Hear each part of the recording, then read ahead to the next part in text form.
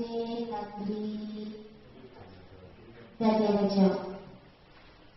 Bersyukur marilah kita panjatkan kehadirat Allah Subhanahu wa Ta'ala yang telah berikan kita berkah rahmat serta hidayahnya sehingga kita dapat berkumpul di sini dengan nikmat sehat.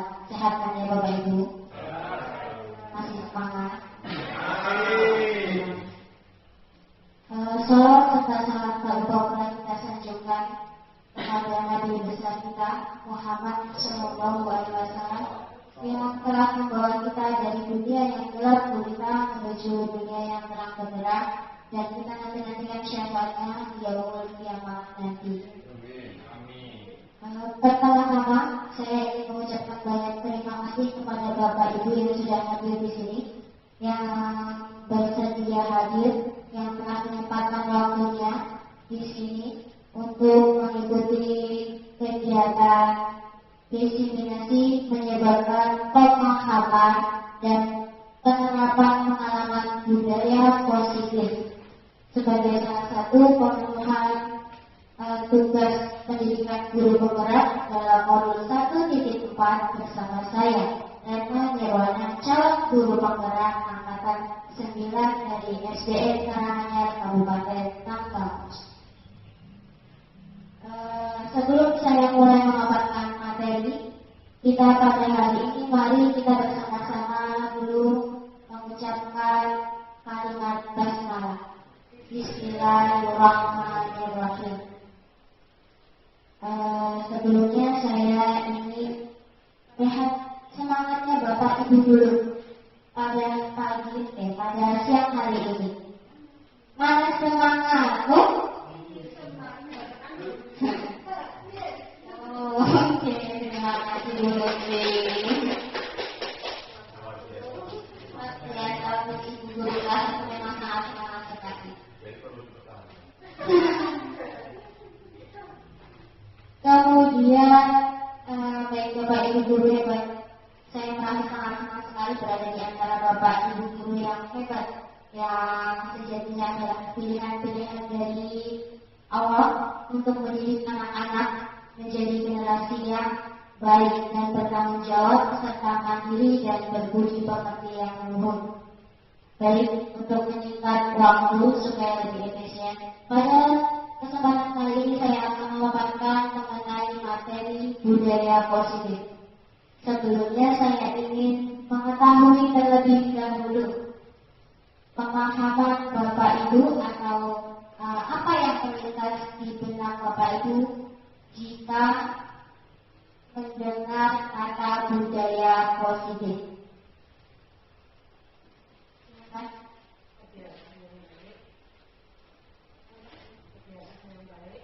Kebiasaan yang baik. Kemudian ada lagi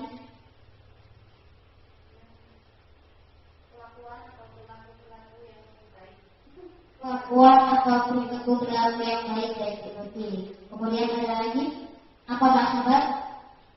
Budaya. Jadi apapun kegiatan misalnya kita di sekolah mengikuti budaya-budaya yang positif, misalnya seperti budayanya tiap Senin pakai baju putih, kita pakai baju putih, kayak lengkap.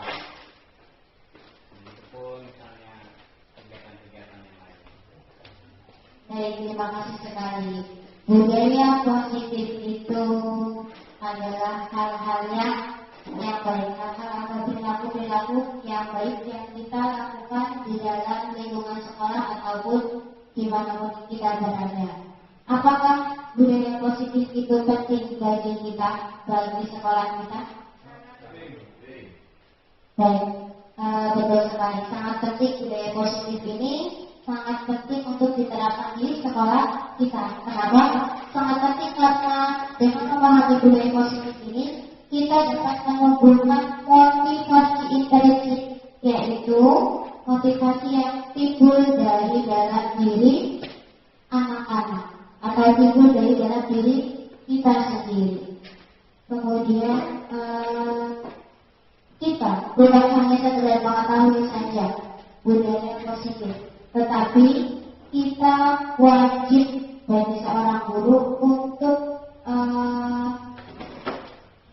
menerapkannya, untuk membawa anak-anak memiliki budaya yang positif. Menjadi peserta didik yang memiliki budaya positif. Baik, Bapak Ibu. Masih semangat? Masih. Baik, Bapak Ibu. Untuk mengefisienkan waktu kita pada hari ini, kita lihat materi yang selanjutnya. Ini adalah konsep inti dari budaya positif. Yaitu yang pertama ada perubahan paradigma belajar, disiplin positif, nilai-nilai kebajikan, kemudian kebutuhan dasar manusia, motivasi perilaku manusia, posisi kontrol guru, keyakinan kelas, dan segitiga restitusi. Ini adalah materi yang akan saya paparkan satu demi satu beberapa waktu ke depan. Kemudian selanjutnya, Pak Haris. Yang pertama adalah pembelajaran dengan paradigma baru, Bapak Ibu. Pembelajaran dengan paradigma baru itu berarti adalah perubahan baru dalam pembelajaran. Baik, saya ingin bertanya pada Bapak Ibu tentang dua istilah ini yang mungkin sekarang sudah tidak asing. Yang pertama adalah pendidikan atau pembelajaran yang berpusat pada guru, kemudian pembelajaran yang berpusat pada siswa atau murid. Adakah yang bersedia dari Bapak Ibu untuk mengutarakan pendapatnya mengenai pembelajaran yang berpusat kepada guru itu seperti apa? Boleh Pak Sahabat?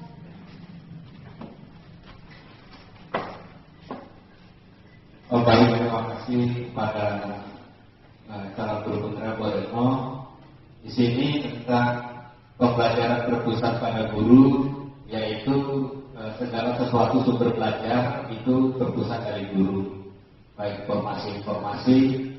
Jadi siswa tinggal menerima apa yang disampaikan oleh guru. Kalau pembelajaran berpusat pada siswa, itu guru di sini memfasilitasi siswa untuk belajar multi arah. Ya, pembelajaran yang interaktif siswa antar siswa, komunikasi siswa yang ada kesulitan bisa bertanya ke siswa lain, dan multi arah. Guru apabila ada permasalahan di dalam kegiatan diskusi di situ untuk membantu memfasilitasi kegiatan pembelajaran oleh siswa. Begitu Bu CGB, Bu Retno. Terima kasih sekali Bapak. Kalau kita ajak terus untuk Pak Salam. Pembelajaran yang berpusat pada guru. Ini adalah yang selama ini kita terapkan di sekolah, yaitu pembelajaran yang berpusat pada guru. Pembelajaran yang intinya semua itu berpusat pada guru. Murid hanya menerima apa yang kita berikan, apa yang kita lakukan.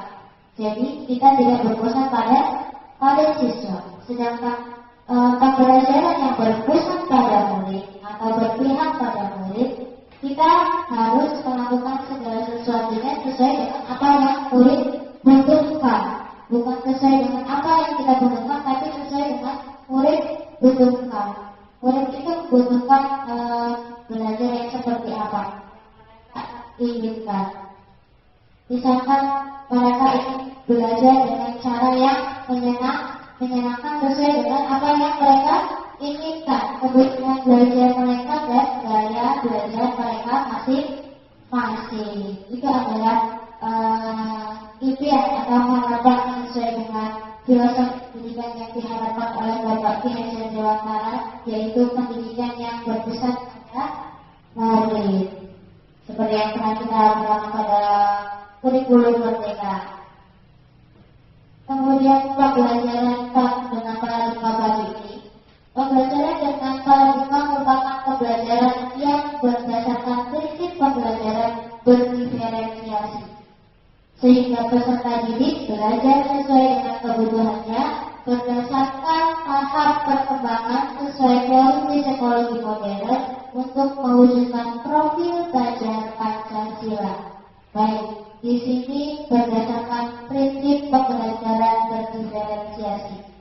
Pembelajaran berdiferensiasi itu jadinya adalah kita harus mengetahui terlebih dahulu seperti apa kebutuhan murid, dari kesiapan belajarnya, minatnya, kemudian profil belajar mereka seperti apa.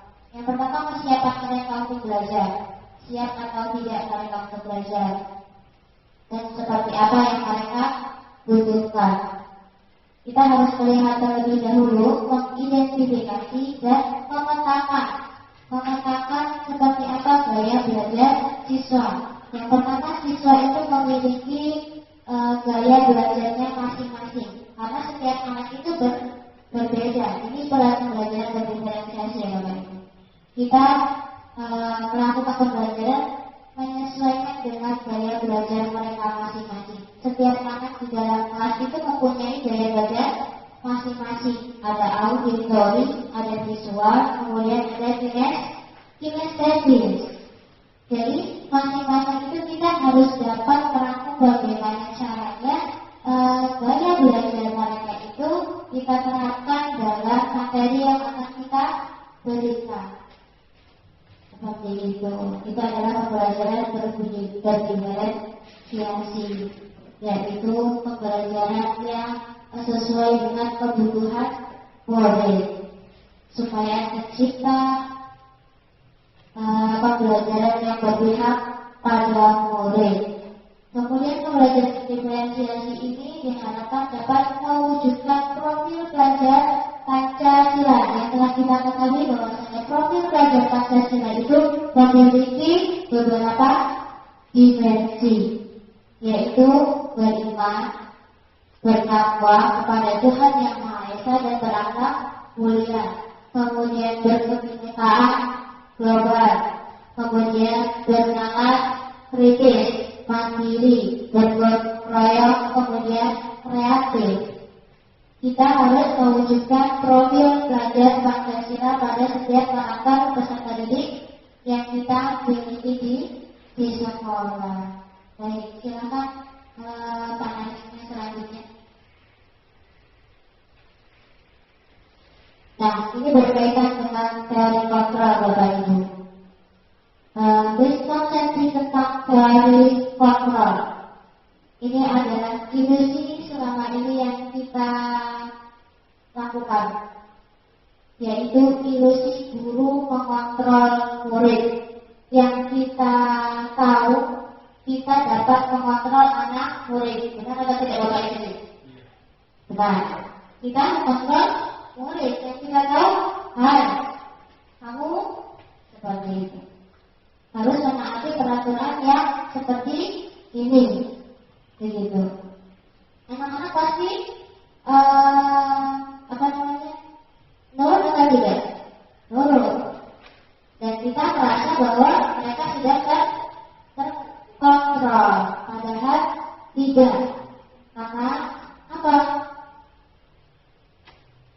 Yang bisa mengontrol diri adalah diri kita sendiri.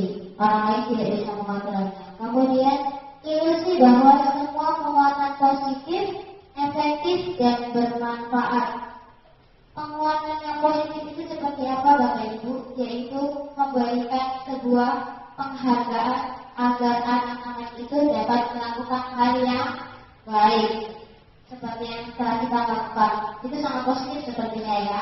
Memberikan penghargaan kepada anak-anak supaya dapat melakukan hal-hal yang baik atau menaati tata tertib dengan memberikan imbalan atau penghargaan. Dan itu hanyalah ilusi sesungguhnya.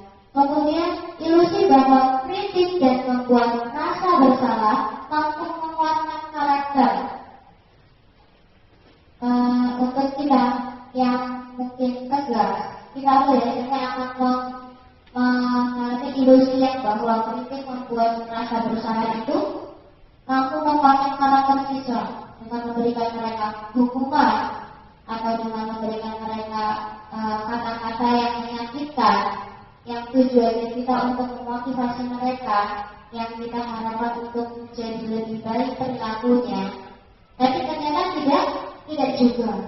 Tidak, itu hanya ilusi saja. Kemudian ilusi bahwa orang yang dewasa berhak memaksa. Yang kita tahu bahwasanya orang dewasa itu berhak memaksa. Kamu harus seperti ini, maka kamu harus menuruti itu. Anak-anak pasti akan berusaha menuruti apa yang kita ucapkan, karena kita adalah gurunya.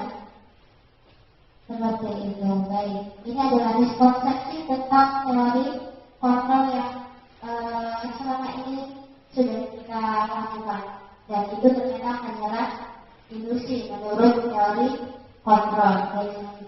Nah, dari situ, dari hal itu kita sebagai guru harus melakukan perubahan, yaitu mengubah paradigma stimulus respons stimulus kontrol. Baik Bapak Ibu, sebelumnya jika kita dalam stimulus respons itu yang pertama ada realitas kebutuhan kita sama. Jika dalam stimulus responsnya sebelumnya, ini yang harus kita ubah. Sebelumnya kita adalah stimulus respons, dan ini kita harus merubah kita menjadi teori kontrol, menggunakan pendekatan teori kontrol. Yang pertama stimulus respons kita semua sama, tapi dalam pendekatan teori kontrol, realitas itu kebutuhan kita berbeda. Berbeda atau tidak? Kebutuhan antara Pak Yuda dengan Pak Eri berbeda. Antara Bu Lutfi dengan Bu Surya itu berbeda. Begitu juga kita mereka mempunyai kebutuhan yang berbeda. Kemudian yang kedua, semua orang melihat hal yang sama. Semua orang melihat hal yang sama. Kemudian dalam teori kontrol, setiap orang memiliki gambaran yang berbeda. Yang itu tadi kaitan dengan yang pertama, bahwasanya kita melihat semua kebutuhan itu sama, dan dalam teori kontrol itu berbeda. Dan dalam stimulus respons, semua orang melihat hal yang sama. Jika hal yang sama, kita melihat semua itu sama, maka yang kita lihat adalah yang sama. Tapi jika kita melihat kebutuhan kita berbeda, maka gambaran yang kita miliki terhadap seorang itu akan berbeda-beda. Kemudian yang selanjutnya, kita mencoba mengubah orang agar berpandangan sama dengan kita. Kita memaksa mereka memiliki pandangan yang sama dengan kita, bahwasanya itu adalah baik. Menurut kita baik, tapi belum tentu menurut orang lain. Dan dalam pendekatan teori kontrol, sebaiknya kita berusaha memahami pandangan orang lain tentang dunia. Jika kita sudah mengetahui perbedaan kebutuhan, maka kita dapat memahami pandangan orang lain. Gambarannya akan berbeda. Kemudian setelah itu, perilaku buruk dilihat sebagai suatu kesalahan, ya atau tidak. Selama ini kita melihatnya seperti itu. Bahwasanya perilaku buruk dilihat sebagai suatu kesalahan. Semua yang kita lihat anak-anak melakukan perilaku buruk itu adalah sebuah kesalahan. Itu dalam stimulus respon. Maka kita harus mengubahnya dalam pendekatan teori kontrol, yaitu semua perilaku memiliki tujuan. Anak-anak kita berperilaku juga memiliki tujuan. Maka itu juga ketika melakukan tindakan pasti memiliki tujuan tertentu. Kemudian orang lain bisa mengontrol saya. Apakah bisa orang lain mengontrol saya? Tidak bisa. Yang bisa mengontrol saya adalah diri saya sendiri. Kemudian dalam teori kontrol hanya ada yang dapat mengontrol diri Anda. Kemudian yang selanjutnya, saya bisa mengontrol orang lain. Apakah kita bisa mengontrol orang lain? Tentu tidak. Apakah kita bisa mengontrol anak-anak? Tidak. Kita harus menumbuhkan dulu motivasi intrinsik yang ada di dalam diri anak-anak. Bapak Ibu, harus menumbuhkan motivasi intrinsik dalam diri anak-anak, menimbulkan rasa kesadaran mereka terlebih dahulu. Setelah mereka memiliki kesadaran, maka mereka dapat mengontrol dirinya sendiri untuk berperilaku yang sesuai atau berperilaku yang baik sesuai dengan harapan kita. Jadi bukan kita yang mengontrol mereka, tapi mereka sendiri yang dapat mengontrol diri mereka sendiri dengan kita memunculkan atau menumbuhkan motivasi intrinsik dari dalam diri anak-anak tersebut.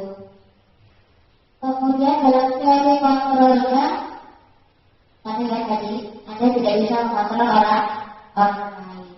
Kemudian stimulus sosial yang selanjutnya, pemaksaan ada pada saat bujukan gagal. Ketika Anda sudah membujuk, sudah memberikan yang terbaik, tapi anak tersebut masih tetap tidak melakukannya. Dan pada teori kontrol, kita harus berubah kolaborasi dan konsensus menciptakan pilihan-pilihan baru. Nah, di sini kolaborasi, Bapak Ibu. Kolaborasi dan konsensus menciptakan pilihan-pilihan baru adalah maksudnya seperti ini. Antara Bapak Ibu guru dengan murid itu melakukan diskusi atau berkomunikasi mengenai kesalahan apa yang terjadi pada murid, apa yang harus diperbaiki, itu harus dari murid sendiri. Kita hanya membantu mereka menemukan sebuah solusi. Mereka sendiri yang harus menemukan solusinya. Kita hanya bertanya sebuah kesalahan mereka, kemudian seperti apa kesalahan itu, apakah itu baik atau tidak menurut mereka, maka nanti anak-anak itu sendiri akan menemukan solusinya. Itulah dari kolaborasi dan konsensus menciptakan pilihan baru. Kemudian yang terakhir dari stimulus respon, model berpikir menang dan kalah. Model berpikir menang dan kalah itu ya tadi kita sebagai guru mengatakan bahwasanya kamu salah seperti kepada anak. Jadi anak itu sudah langsung saya salah. Jadi dalam mindset dia langsung menjadi saya salah sekali gitu. Kita jadi menciptakan identitas yang gagal kepada anak tersebut. Anak tersebut mempunyai persepsi yang negatif terhadap dirinya sendiri. Sedangkan di teori kontrol, model berpikirnya menang. Seperti yang sudah saya sebutkan tadi, bahwasanya kita perlu berdiskusi dulu, kita perlu berkomunikasi dengan anak-anak yang melakukan kesalahan-kesalahan atau berkelahi atau tidak menaati peraturan sudah dimiliki seperti itu. Jadi kita bertanya kepada anak tersebut, kemudian apakah itu baik atau tidak perilaku yang dia lakukan. Kemudian setelah itu, jika tidak baik, hal apa yang akan kamu lakukan untuk memperbaiki sebuah kesalahan yang telah dilakukan. Jika mereka sudah bisa mencari solusi dari masalahnya sendiri, maka mereka akan melakukan memperbaiki kesalahan mereka sendiri. Nah, di sini anak-anak jadi punya mindset yang berbeda dari yang tadi. Dia bertanggung jawab atas kesalahan yang telah dia lakukan. Itu adalah dari pendekatan teori kontrol. Harus kita rubah ya Bapak Ibu, dari stimulus respon ke stimulus kontrolnya. Saya percaya, saya sudah melihat sendiri bahwasanya Bapak dan Ibu guru di SDN Karanganyar ini hampir sudah melakukan yang namanya teori kontrol ketika menghadapi perilaku murid yang tidak sesuai dengan yang seharusnya atau yang sedikit menyimpang.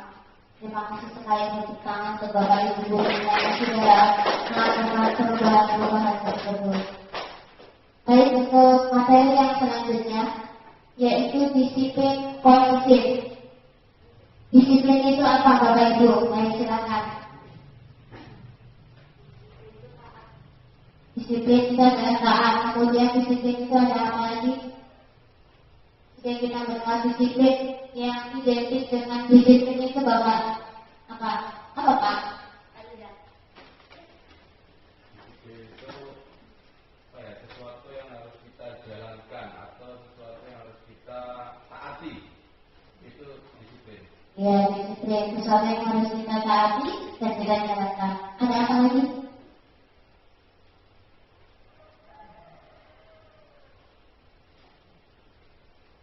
Disiplin itu aturan kan, aturan itu kita ikuti dan juga kita bertanggung jawab terhadap apa yang kita lakukan.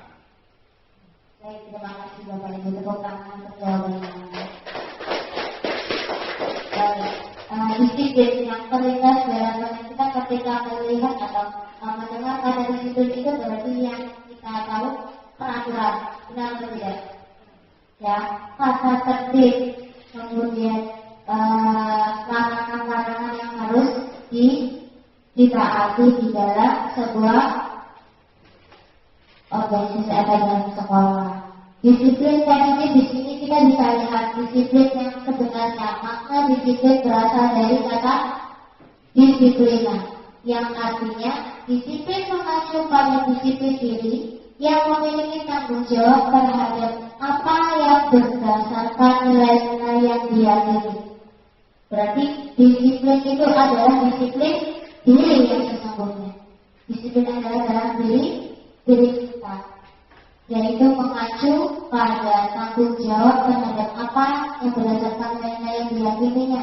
Jadi kita melakukan disiplin itu ketika kita meyakini bahwa misalnya nilai-nilai itu baik untuk diyakini. Kemudian dalam disiplin, maka untuk meyakini nilai-nilai tersebut ada yang namanya disiplin positif.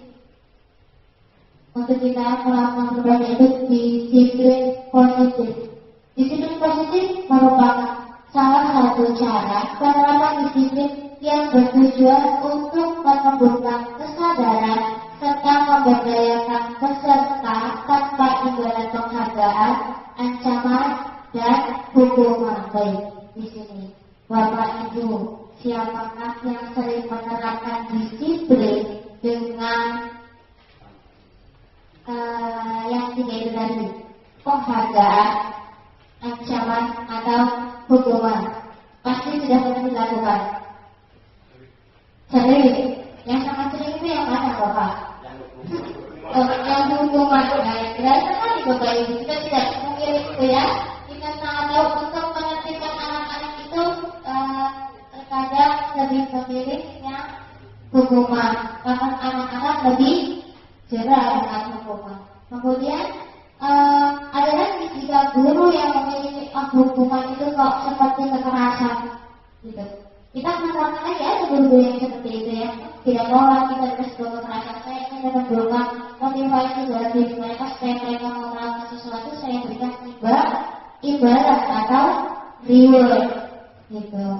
Tapi sebenarnya itu juga tidak baik juga. Ternyata tidak sebaik itu, tidak sebaik yang kita pikirkan. Bahwasanya imbalan itu tidak akan memunculkan motivasi intrinsik dari dalam diri anak sendiri dalam melakukan perilaku yang positif, dalam menaati peraturan-peraturan yang berlaku seperti itu. Kita menimbulkan seperti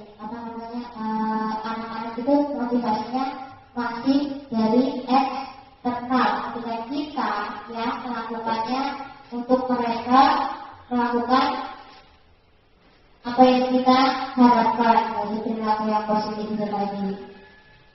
Kalau ingin menimbulkan motivasi yang dari diri mereka sendiri, ya itu tadi kita tidak menggunakan yang seperti itu, baik dari itu penghargaan, hukuman atau ancaman. Yang harus kita lakukan adalah menumbuhkan kesadaran atau menumbuhkan motivasi intrinsik dari dalam diri anak-anak tersebut agar bisa berperilaku sesuai dengan yang kita harapkan untuk menjadi manusia yang bertanggung jawab dan berbudi pekerti yang luhur, supaya tercipta karakter profil pelajar Pancasila pada peserta didik yang kita miliki.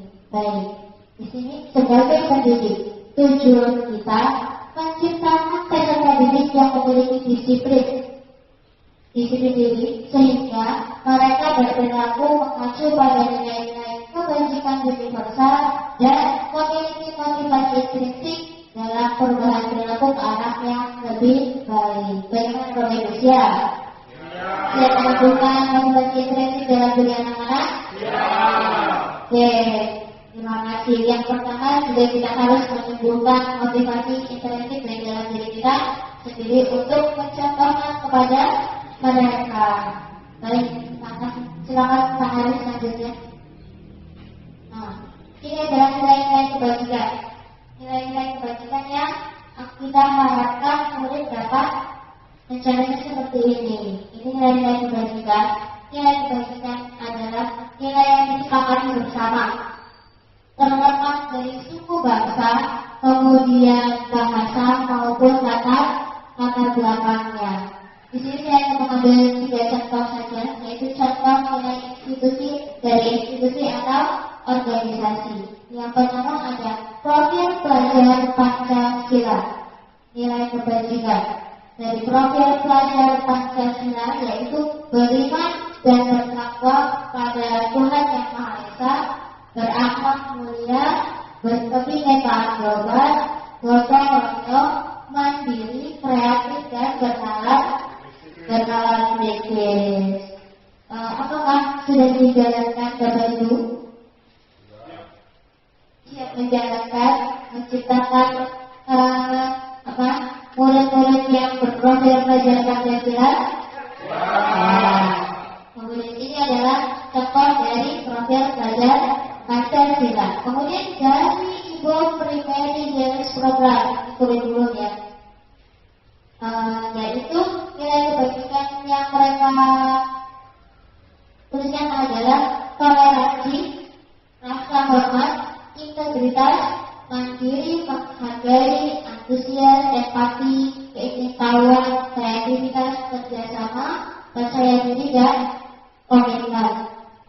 Kemudian di dalam ada lagi keterampilan hidup atau dalam organisasi life skill itu memiliki nilai kebajikan sulit ya, dapat dipercaya, lurus hati, pendengar yang aktif, tidak merendahkan orang lain dan memberikan yang terbaik dari diri. Nilai-nilai kebajikan ini nantinya akan kita gunakan untuk membuat sebuah keyakinan di dalam kelas yang akan kita gunakan untuk menerapkan disiplin positif.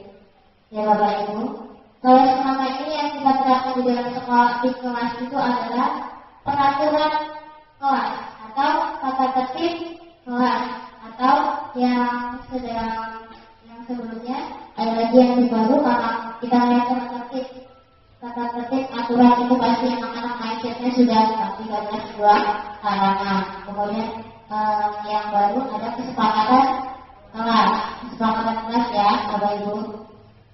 Kesepakatan kelas itu adalah sesuatu yang sudah disepakati bersama.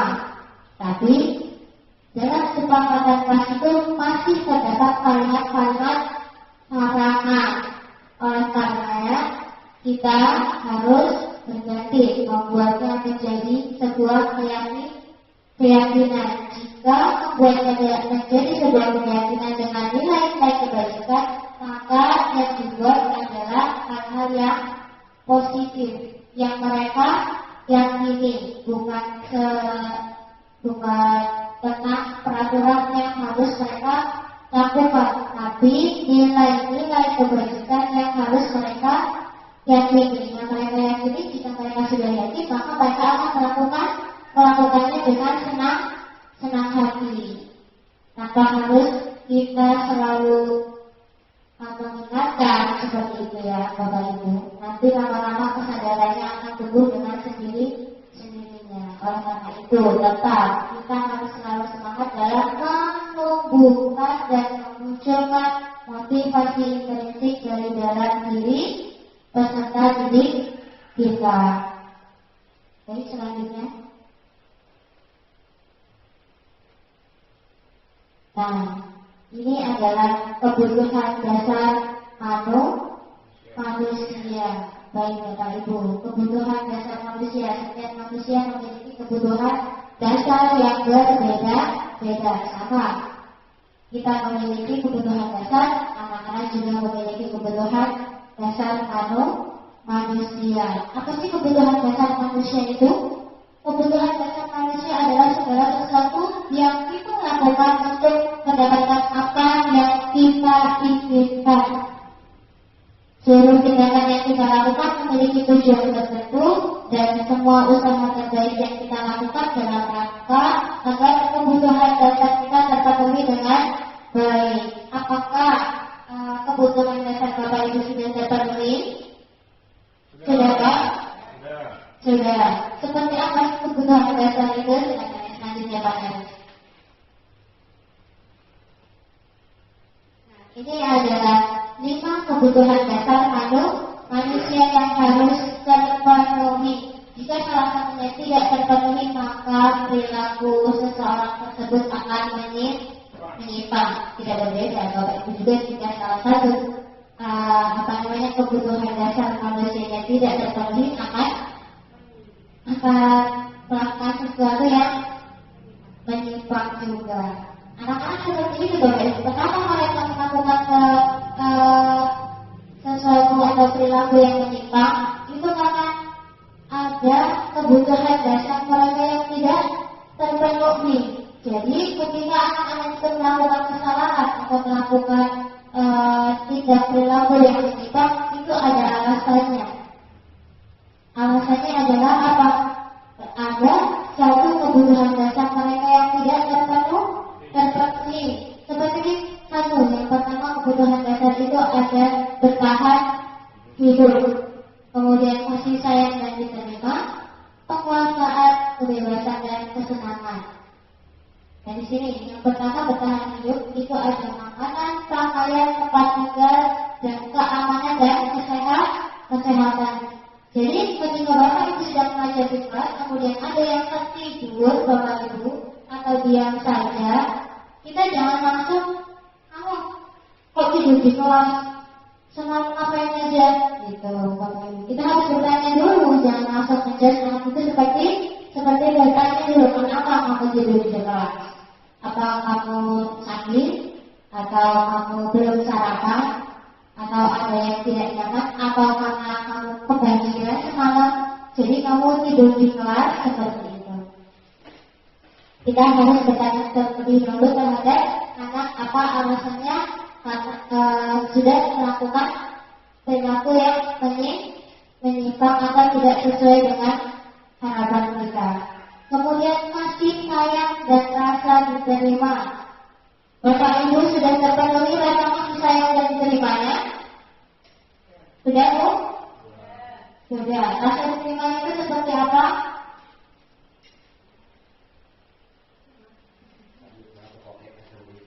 Oh, diberikannya sama murid. Berarti momennya itu baik ya Pak ya. Rasa diterima, kemudian dipedulikan, berbagi, kerjasama dan menjadi bagian dalam kelompok. Kira-kira nih Bapak Ibu, ketika Bapak Ibu tidak diterima atau tidak menjadi bagian dalam kelompok, maka sikapnya Bapak Ibu akan seperti apa? Seperti apa Pak? Akan merasa tersingkir atau tidak? Akan merasa insecure atau tidak? insecure. Maka seperti itu juga dengan anak-anak ya Bapak Ibu. Ketika rasa kebutuhan dasar kasih sayang dan rasa diterimanya itu tidak terpenuhi, anak-anak akan merasa insecure atau melakukan perilaku yang menyimpang, seperti mereka melakukan hal-hal yang tidak baik atau aktif dalam kelas. Kemudian penguasaan harga diri, keinginan untuk dianggap berprestasi dan diakui. Anak-anak juga memiliki penguasaan. Mereka ingin dilihat harga dirinya, ingin dilihat keinginannya untuk dianggap di dalam kelas. Kemudian berprestasi dan diakui serta didengar. Dan selanjutnya kebebasan. Kebebasan itu yaitu mandiri, kemudian memiliki pilihan, mencoba hal baru, mampu mengendalikan arah dirinya ke arah yang lebih baik. Dan yang selanjutnya adalah kesenangan. Kesenangan adalah bermain, humor, antusiasme, tertawa. Jadi bukan hanya kita yang membutuhkan atau memiliki 5 kebutuhan dasar manusia. Anak-anak juga memiliki 5 kebutuhan dasar. Jadi kita sebagai guru harus mengetahui 5 kebutuhan dasar tersebut. Apakah murid-murid saya sudah terpenuhi 5 kebutuhan dasarnya ini? Apakah sudah diketahui? Kita sudah bisa mengetahui anak-anak itu kebutuhan dasar yang terpenuhi, maka pembelajaran akan berjalan dengan baik. Mereka akan bertindak sesuai dengan yang kita harapkan. Jadi kita sebagai guru harus mengetahui dulu nih dengan kebutuhan dasar manusia, supaya kita bisa tahu setiap orang-orang itu memiliki kebutuhan dasar yang berbeda. Antara anak A, B, dan C itu kebutuhan dasarnya berbeda setiap harinya. Ada yang kebutuhan bertahan hidupnya, ada yang rasa kasih sayangnya, seperti itu. Baik, yang selanjutnya Bang Arif. Motivasi manusia. Nah, di sini Bapak Ibu, dalam perilaku manusia. Motivasi perilakunya yaitu yang pertama untuk menghindari ketidaknyamanan. Manusia itu berperilaku ada alasannya, yaitu yang pertama menghindari ketidaknyamanan, kemudian untuk mendapatkan imbalan atau penghargaan dari orang lain, kemudian untuk menjadi orang yang mereka inginkan dan menghargai diri dengan nilai-nilai yang mereka percaya dan yakini. Dengan motivasi perilaku yang ini untuk menghindari ketidaknyamanan, kemudian untuk mendapatkan penghargaan dari orang lain, itu adalah motivasi ekstrinsik seperti yang sudah saya jelaskan tadi, bahwasanya anak-anak melakukan perintah atau peraturan yang mereka lakukan itu berdasarkan apa? Ini tadi Bapak Ibu, untuk menghindari ketidaknyamanan. Sama dengan Bapak Ibu. Bapak Ibu datang pagi, Bapak Ibu taat dengan peraturan karena apa?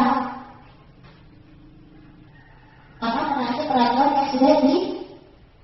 yang sudah dibuat oleh sekolah. Harus datang pagi, harus tidak terlambat, kemudian harus apel upacara seperti itu, harus pulang tepat waktu. Tetapi itu yang dilakukan jika berdasarkan motivasi ekstrinsik, bukan berdasarkan motivasi intrinsik, adalah yang ada dalam diri kita adalah untuk menghindari ketidaknyamanan. Kemudian untuk mendapatkan imbalan atau penghargaan dari orang lain, seperti saya pengen berangkat pagi, saya pengen terlihat baik karena ini dilihat oleh orang lain, untuk mendapatkan reward atau penghargaan, atau seperti penghargaan, oh saya mau bagus nih supaya mendapatkan penghargaan menjadi guru terbaik di sekolah, guru teladan di sekolah dengan mengatur peraturan-peraturan yang berlaku. Namun itu semua timbulnya dari motivasi ekstrinsi. Nah, kemudian yang selanjutnya, bagaimana caranya supaya kita memiliki perilaku yang baik, namun timbul dari dalam diri kita sendiri, yaitu untuk menjadi orang yang mereka inginkan dan mereka hargai dengan nilai-nilai yang mereka percaya dan yakini. Jika kita sudah seperti itu, maka nilai-nilai tersebut itu munculnya dari dalam diri kita, bukan karena kita ingin melihat orang lain atau ingin menaati peraturan sekolah saja. Seperti itu. Itu adalah motivasi perilaku manusia. Selanjutnya menarik. Nah, dari motivasi perilaku manusia tadi, di sini kita dapat membedakan antara hukuman, konsekuensi dan restitusi. Ini yang Bapak Ibu perlu pahami, benar-benar pahami bahwasanya ada perbedaan antara hukuman, konsekuensi dan restitusi. Bisa dibacakan Pak Yuda.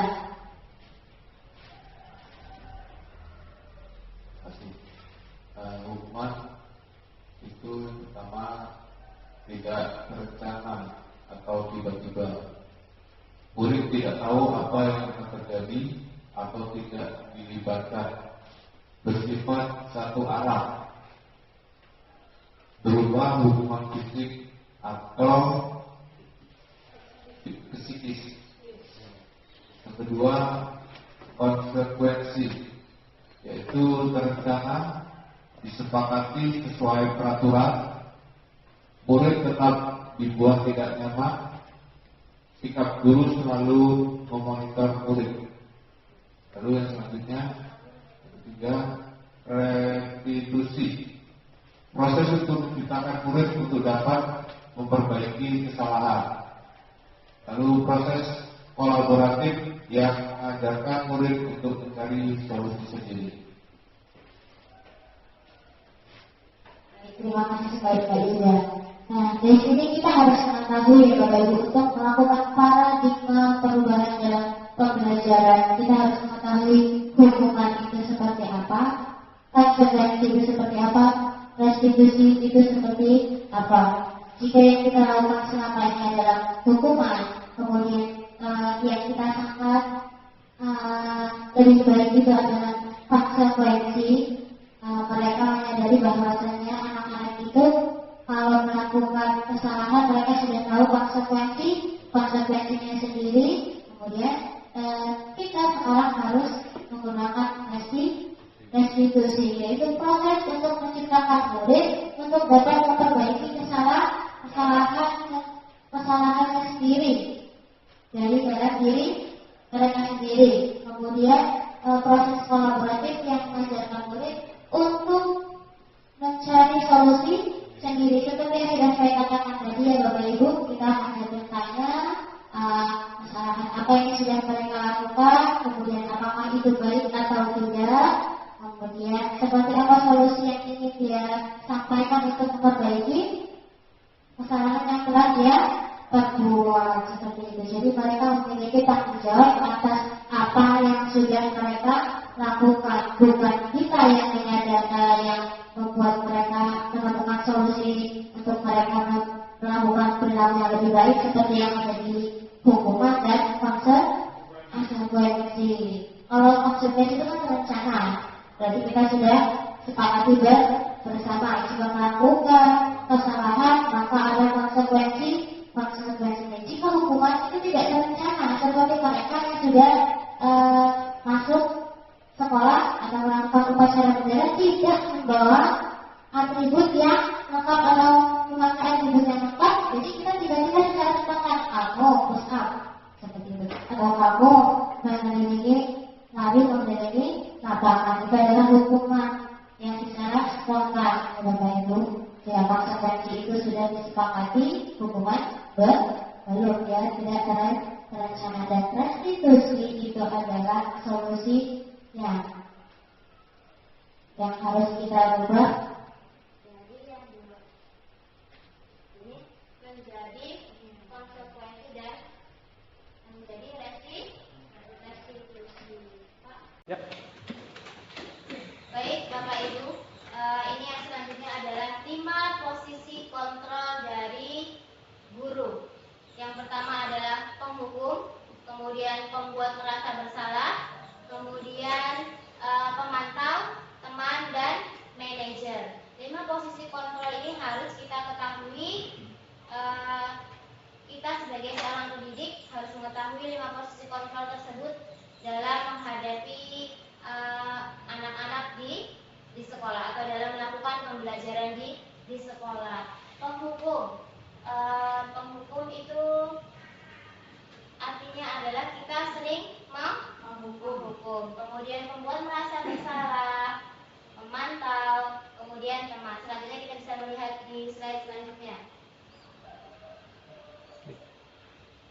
Nah, berikut ini adalah contoh penerapan dari 5 posisi kontrol yang sudah kita ketahui tadi ya Bapak Ibu, bahwasanya posisi kontrol itu ada 5, yaitu penghukum, pembuat merasa bersalah, kemudian teman, pemantau, dan manajer. Contohnya satu kasus yaitu kasus siswa tidak memakai atribut lengkap atau saat upacara bendera. Nah, yang pertama yaitu sebagai penghukum. Kita akan langsung menyuruh anak tersebut hormat kepada bendera selama satu jam. Itu berarti artinya kita menghukum. Dalam posisi kontrol penghukum. Kemudian yang selanjutnya ada pembuat merasa bersalah. Nah, posisi kontrol di sini adalah Bapak Ibu dapat dikatakan seperti ini. Berapa kali Bapak Ibu harus memberitahu kamu selalu saja mengecewakan Bapak dan Ibu. Kita merasa kecewa. Jadi dengan kata kita kecewa seperti itu berarti itu membuat mereka merasa bersalah. Jadi posisi kontrol yang kita lakukan saat itu adalah membuat merasa bersalah. Kemudian yang selanjutnya, ayo dong kita ikuti aturan sekolah, tolong bantu Bapak dan Ibu sekali ini. Ya sudah, tidak apa-apa. Nah, lain kali jangan sampai berbuat seperti ini lagi ya. Itu adalah posisi kontrol kita sebagai seorang teman.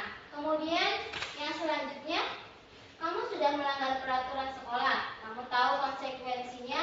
Setelah upacara, kamu beli atribut di koperasi dan jangan diulangi lagi. Nah, hal tersebut adalah posisi kontrol kita sebagai seorang pemantau. Dan yang terakhir adalah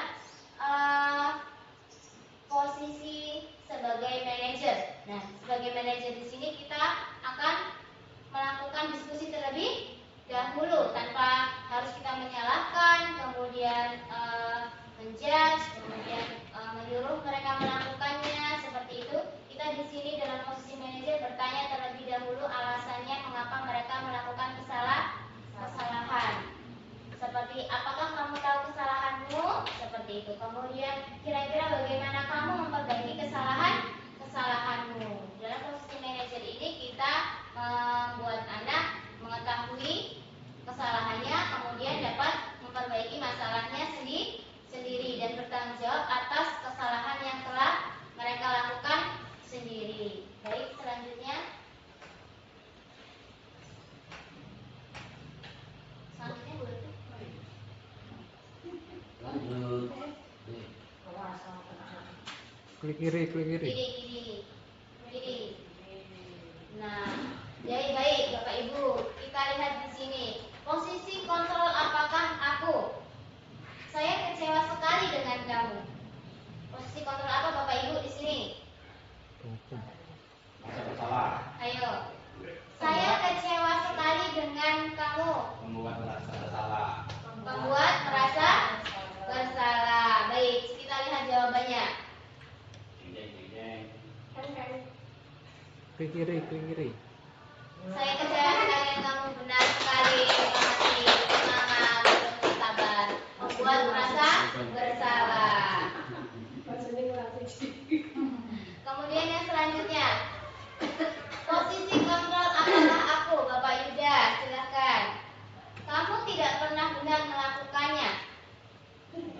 Pak. Hukuman ya ini. Apa Pak? Hukuman. Hukuman, penghukum. Ayo kita lihat jawabannya. Kamu tidak pernah melakukannya. Sudah dapat pencerahan. Ini adalah posisi kita sebagai penghukum. Selanjutnya Bu Lutfi. Posisi kontrol apakah aku? Jika pertanyaan atau pernyataan seperti ini, apa rencanamu untuk menyelesaikan masalah ini? Ayo, posisi kontrol yang mana ini Bapak Ibu? Teman. Tadi. Oh, tadi. Manajer. Wah. Ayo sekali.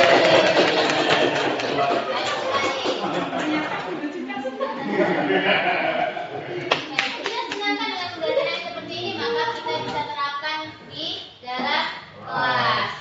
Apa rencanamu untuk menyelesaikan masalah ini? Yaitu kita sebagai manajer. Kemudian yang selanjutnya, ayolah lakukan ini demi Bapak dan Ibu guru ya. Baik, posisi kontrol yang mana ini Pak? Teman. Nah, Bu Surya. Teman. Teman. Ya, teman.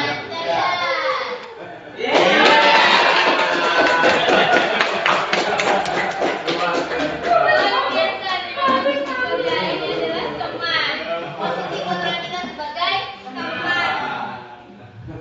Selanjutnya Bu Lutfi. Tukang kamar ini gedang-gedang. Pisang Pak. Kemudian posisi kontrol apakah aku? Kamu tidak pernah mendapat nilai jika tidak mengerjakan tugas. Posisi kontrol yang mana ini Bapak? Manajer. Ya. Apa mantap, baik. Lutfi.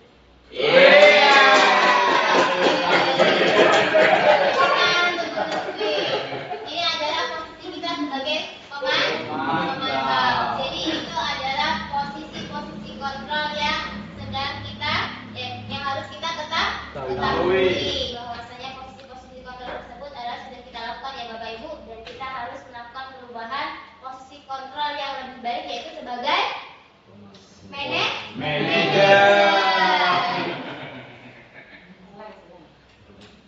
Oke, selanjutnya.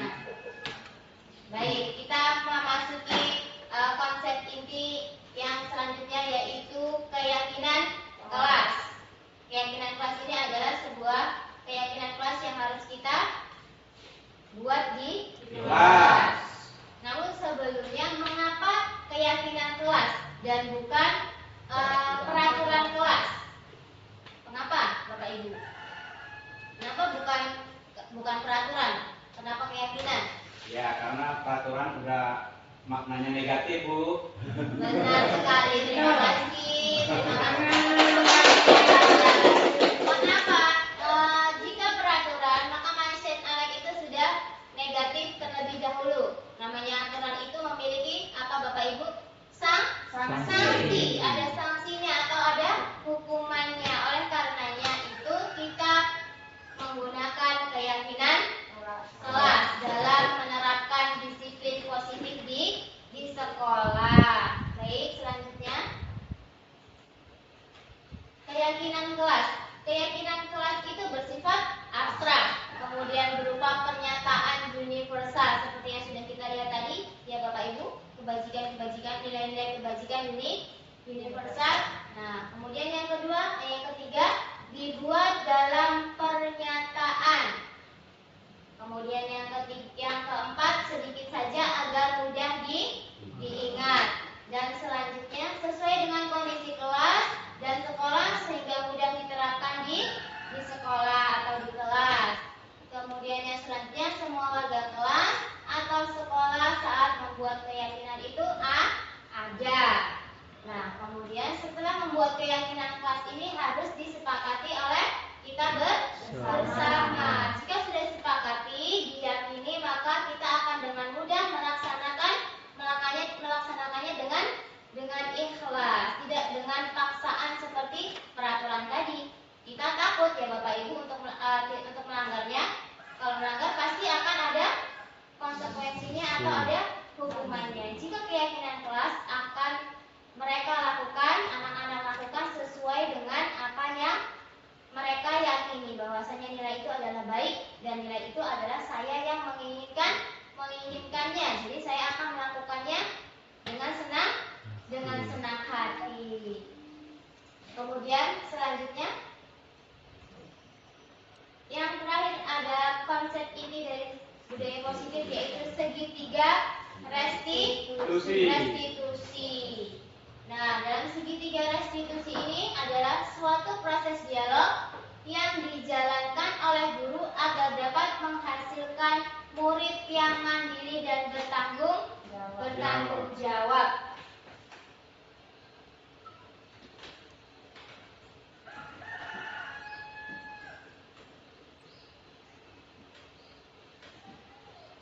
Baik, dalam segitiga restitusi ini ada 3 tahapan Bapak Ibu. Selanjutnya Bu Lutfi. Oh, tidak terlihat.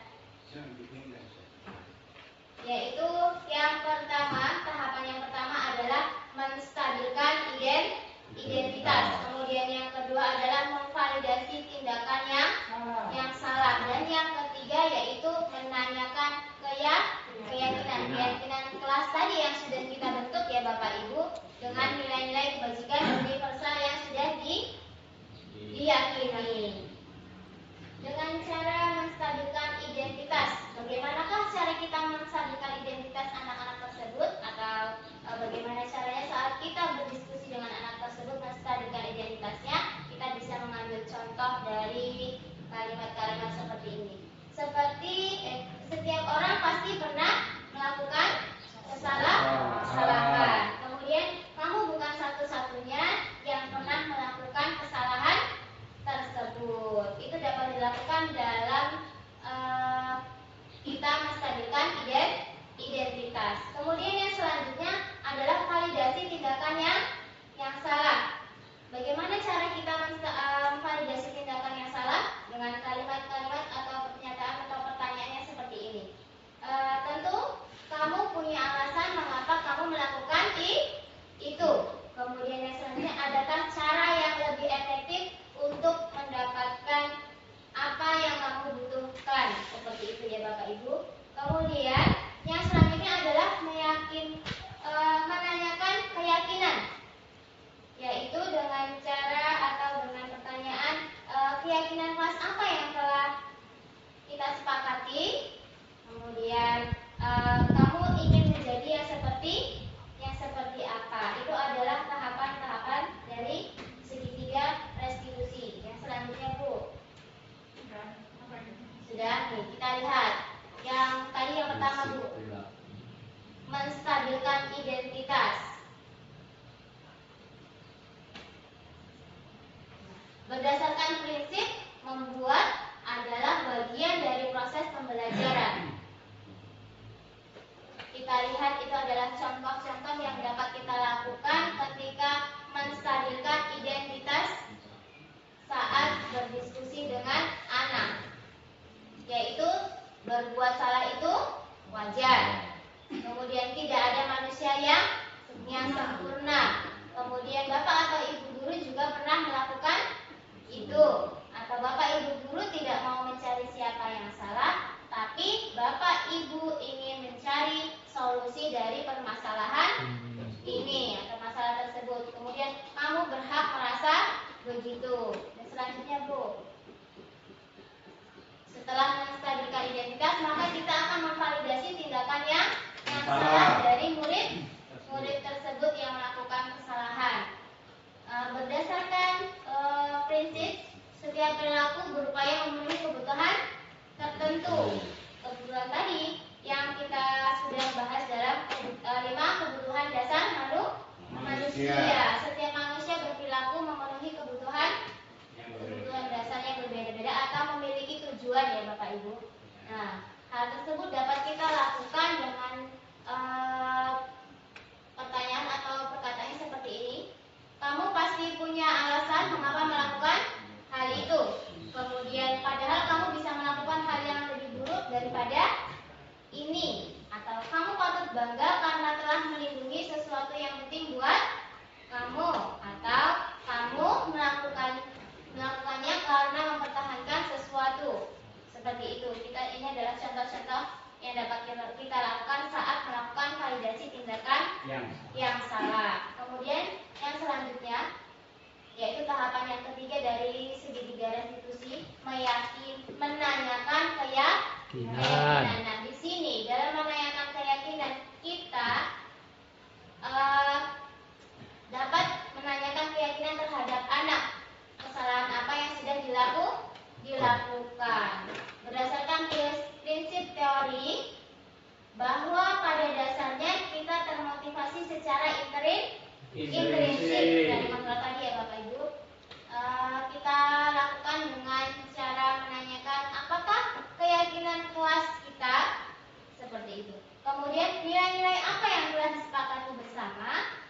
Kemudian seperti apa gambaran sebuah kelas yang ideal menurut kamu, atau kamu ingin menjadi orang yang seperti apa. Nah, dalam menanyakan keyakinan kita bisa menanyakan pertanyaan-pertanyaan yang seperti itu kepada mereka. Bapak Ibu nanti bisa praktek ketika ada murid-murid yang berperilaku tidak sesuai di kelasnya menggunakan segitiga restitusi. Yang pertama adalah menstabilkan identitasnya terlebih dahulu, kemudian melakukan validasi tindakan yang salah, dan kemudian menanyakan keyakinan. Oke, selanjutnya Bu. Ini adalah video ya Bapak Ibu, bisa dilihat di sini. Kalau tidak tampil, silakan videonya.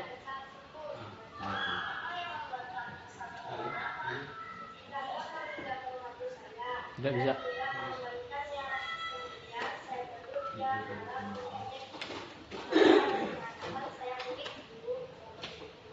Ini adalah posisi menstabilkan identitas yang pertama.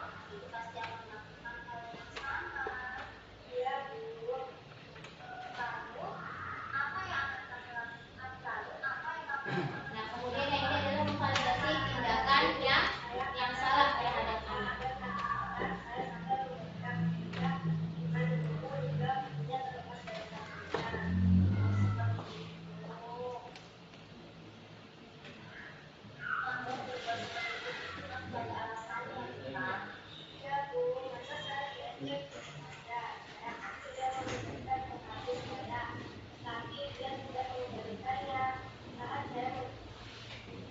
Baik Bapak Ibu, barusan adalah contoh video dari penerapan segitiga restitusi yang sudah saya lakukan. Semoga dapat menjadi gambaran Bapak Ibu bagaimana melakukan segitiga restitusi dalam menghadapi problem masalah-masalah yang ditimbulkan oleh anak-anak didik kita. Baik. Ini adalah konsep inti yang terakhir.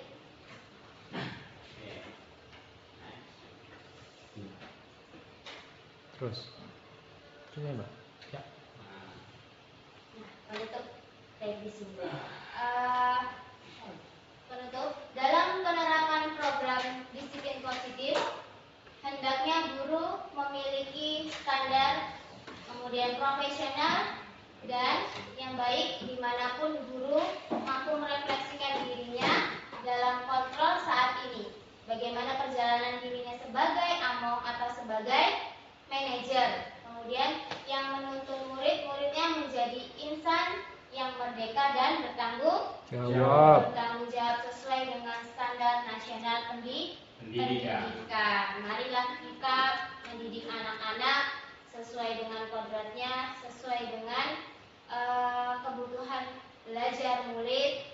Ya Bapak Ibu, kita melakukan perubahan ke arah yang lebih baik dalam melakukan pembelajaran terhadap peserta didik kita untuk mewujudkan anak-anak yang memiliki karakter profil pelajar Pancasila agar sesuai dengan tujuan pendidikan yang dicetuskan oleh Ki Hajar Dewantara, yaitu pendidikan adalah tujuannya adalah menuntun segala kodrat yang ada pada murid, dan kita melakukan pendidikan atau pembelajaran yang berpihak pada siswa, berorientasi daripada siswa. Baik, terima kasih untuk Bapak Ibu yang sudah mau menghadiri kegiatan ini, yaitu destinasi menyebarkan pemahaman budaya positif dan penerapan pengalamannya. Dan untuk yang terakhir, sebelum ditutup, saya ingin mendengarkan penguatan dari Ibu Suliah terlebih dahulu. Langsung aja mau buka sih.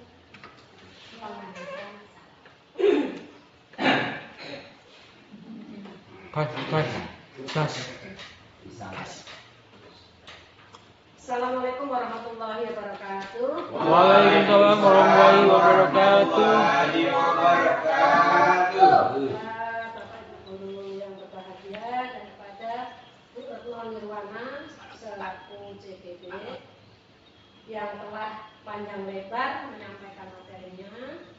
Di sini saya akan menyampaikan kesimpulan, ya, dua kesimpulan atau pemantapan, yakni tentang untuk terwujudnya tujuan pendidikan tersebut diperlukan profil pelajar Pancasila, yaitu beriman dan bertakwa kepada Tuhan Yang Maha Esa, kebinekaan global, bergotong royong, kreatif, bernalar positif, dan mandiri.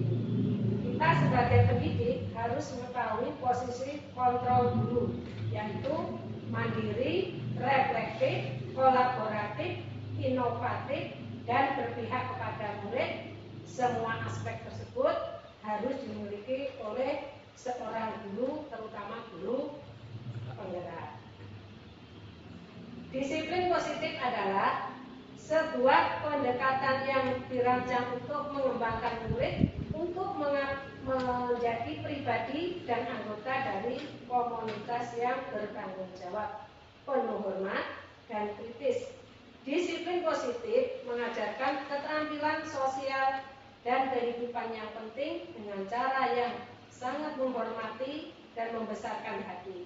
Tidak hanya bagi murid, tetapi juga bagi orang dewasa, termasuk orang tua, guru, penyedia penitipan anak, pekerja muda, dan lainnya.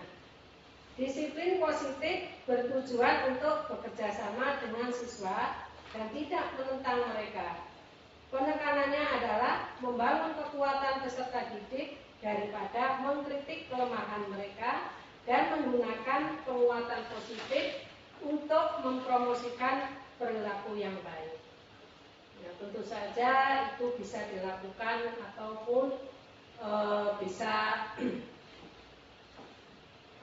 terjadi perubahan kalau kita bisa melakukan dengan cara kolaborasi antara sesama guru. Saya rasa cukup sekian apa yang saya sampaikan. Saya akhiri. Wassalamualaikum warahmatullahi wabarakatuh. Waalaikumsalam warahmatullahi wabarakatuh. Terima kasih sekali atas penguatan yang telah diberikan oleh Ibu Suliah, dan semoga kita dapat menjadi pendidik yang hebat, bapak guru hebat yang dapat menciptakan atau mewujudkan anak-anak yang memiliki karakter profil pelajar Pancasila yang berbudi pekerti yang luhur, kemudian mandiri dan bertanggung jawab. Semoga Bapak Ibu dapat menyebarkan budaya positif ini terhadap keluarga di sekolah, Bapak Ibu. Amin. Terima kasih sekali atas waktunya dan mohon maaf. Saya akhiri. Wassalamualaikum warahmatullahi wabarakatuh. Semoga Bapak Ibu dapat tergerak, kemudian bergerak dan menggerakkan. Salam guru penggerak. Salam guru penggerak. Terima kasih.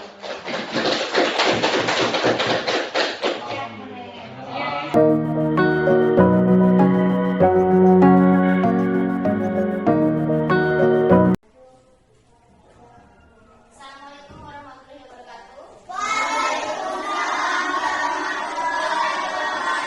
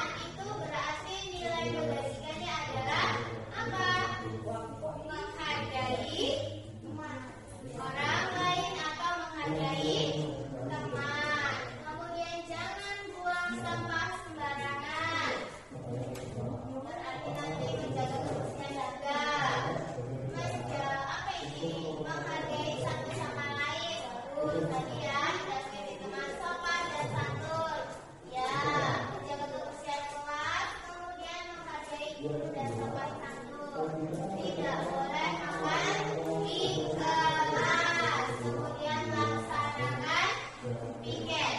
Ini adalah keyakinan kelas yang sudah kalian inginkan dari kalian sendiri. Dan ini nanti akan kita sepakati bersama. Nanti akan ibu guru rapikan, kemudian akan kita tempel di kelas. Ya, kalau sudah ditempel di kelas, nanti bisa dibaca, dilihat bahwasanya itu adalah keyakinan yang akan kita laksanakan, baik di dalam kelas ataupun di sekolah. Maka sudah sepakat?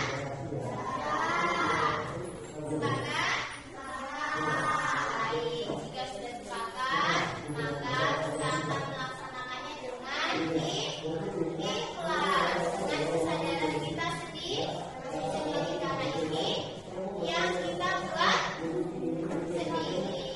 Baik, kalau sudah nanti diperhatikan ya. Semangat untuk menjadi lebih baik.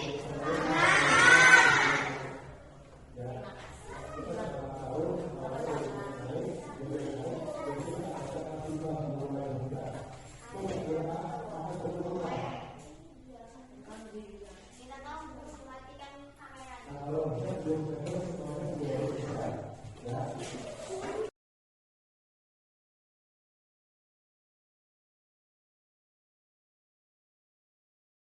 Assalamualaikum warahmatullahi wabarakatuh. Saya Kiki Wijaya, siswa kelas 5 SDN Karanganyar. Saya merasa senang sekali karena sudah membuat keyakinan kelas yang disepakati bersama di kelas. Semoga kami dapat melaksanakan keyakinan kelas yang kami buat untuk meningkatkan kedisiplinan. Terima kasih. Wassalamualaikum warahmatullahi wabarakatuh. Shalom, saya Priscilia Kailaputari, siswa kelas 5 dari SDN Karanganyar. Saya merasa senang sekali telah membuat sepakatan atau keyakinan kelas untuk disiplinan kelas. Terima kasih.